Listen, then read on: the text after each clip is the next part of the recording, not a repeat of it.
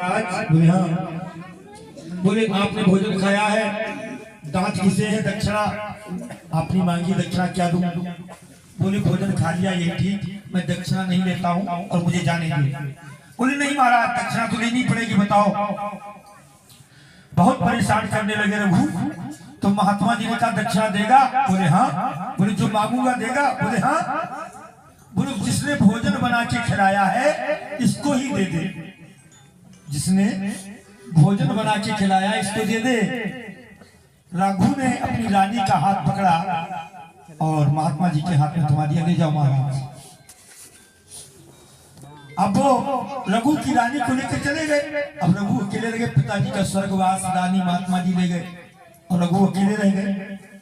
अब क्या हुआ, रघु को अच्छा ना लगे तो जहां महात्मा जी सत्संग सुना रहे थे वहीं इधर उधर घूमते रहे, दूर से अपनी रानी को देखे, विचार किया क्या करें कैसे बात बनाए।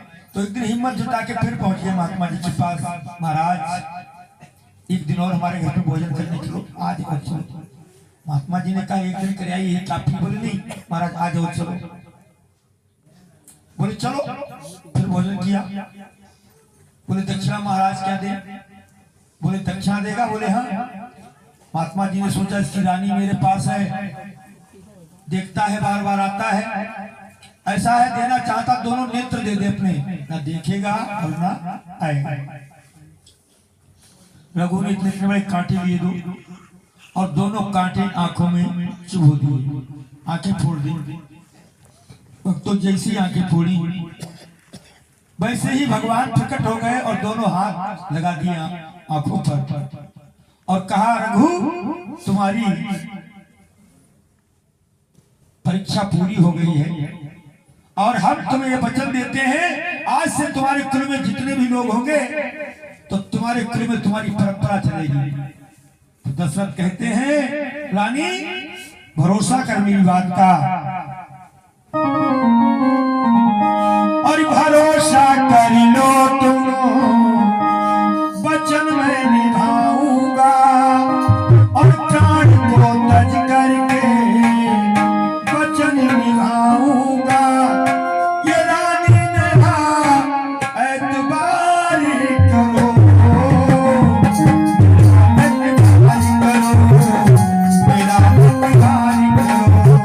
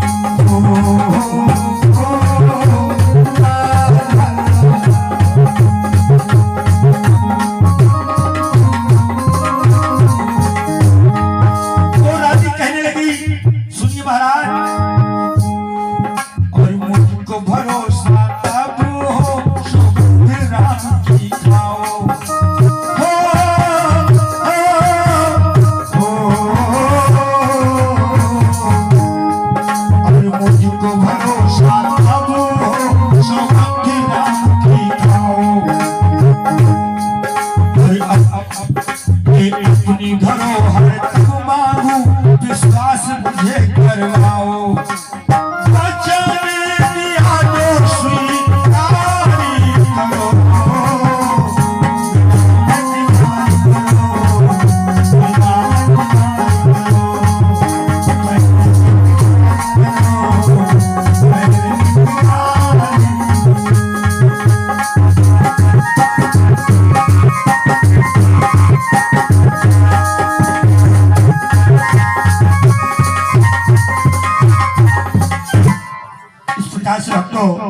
युवरानी ने कहा पहले सौगंध राम की खाओ। राजा दशरथ कहते हैं कैसी बात करती हो रानी, तुम राम के बीच में क्यों ला रही हो? इतनी बात मैंने विश्वास कराई फिर भी बोले नहीं, मेरे वचन ही ऐसे हैं, जब तक आप सौगंध राम की नहीं खाओगे तब तक मैं अपने वचनों को नहीं मानूंगी।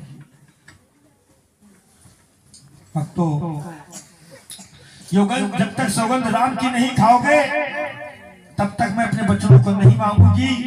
तो दशरथ कहते हैं कि राजहट, बालहट, त्रियाहट, ये तीन हटें इतनी भयानक होती हैं, चाहे कितना ही बड़ा नुकसान क्यों ना हो जाए। और स्त्री जब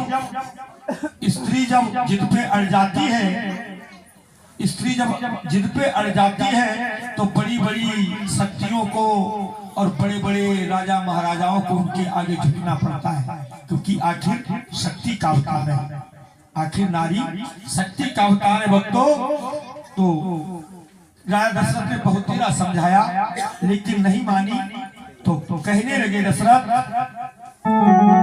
मध्यस्थ मेरी बात का ये राजभवन है, कि मध्यस्थ मेरी बात का ये राजभवन है, और साक्षी है ये आकाश और पृथ्वी पवन है। तो है आज पहली बार ही उस पावन नाम की, और खाता हूँ तेरे सामने मैं सौगंध राम की। जब इस प्रकार से कहा, मां क्या मांगना चाहती है? अब तो खड़ी हो जाती है एक और कहती है, सुनो मांगती हूँ, सुनो मैं मांगती हूँ। सुनो प्राणपति प्राणनाथ, बैठाती आज मांगती हूँ। कौशल्यानंद के बदले यीशु को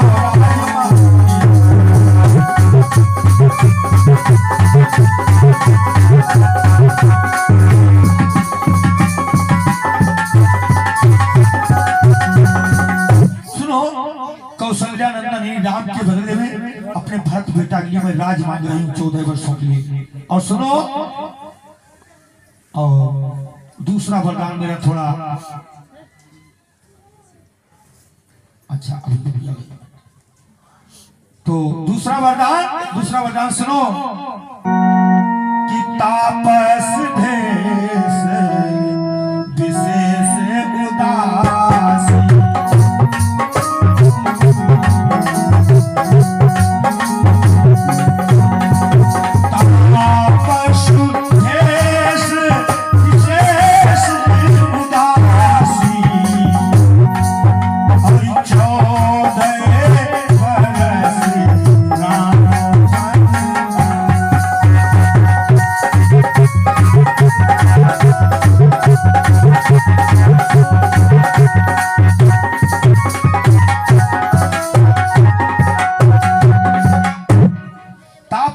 विशेष उदासी, 14 वर्ष राम वनवासी, 14 वर्षों के लिए राम के लिए वनवास। दशरथ का मस्तक घूम गया। ए रानी, ओह सब दिए थे नहीं, थे जहरीले बाण, और किए जिन्होंने निरपट के क्षण में व्याकुल प्राण।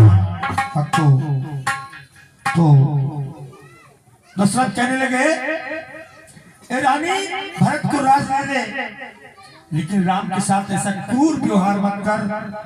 राम गौसा है, दया का पात्र है, इस पर दया कर।